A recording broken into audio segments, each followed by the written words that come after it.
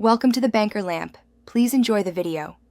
In this video, I will explain how to replace your Honda Odyssey water pump. First, ensure you have all necessary tools, including a ratchet set, a drain pan, and fresh coolant. For safety, always disconnect the negative battery terminal before beginning any work. Next, safely lift the front of your vehicle and secure it firmly with jack stands.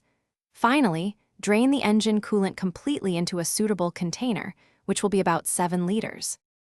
To reach the water pump, you'll need to remove several components.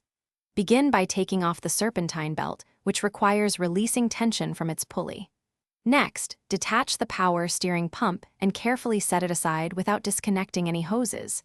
You will then remove the engine mount and the timing belt covers.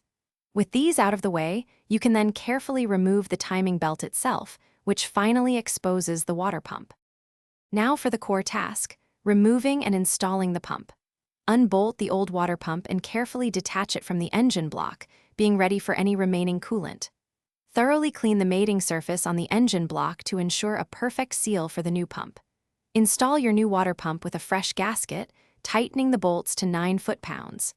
Then, reinstall the timing belt, making sure all timing marks are precisely aligned. With the new pump installed, it's time to finish up. Reinstall all components you removed, including the engine mount, timing belt covers, and serpentine belt. Refill the cooling system with approximately 1.85 gallons of the correct coolant. It's crucial to bleed any air from the system to prevent overheating. Finally, start the engine, carefully check for any leaks, and closely monitor your temperature gauge to ensure everything is operating correctly.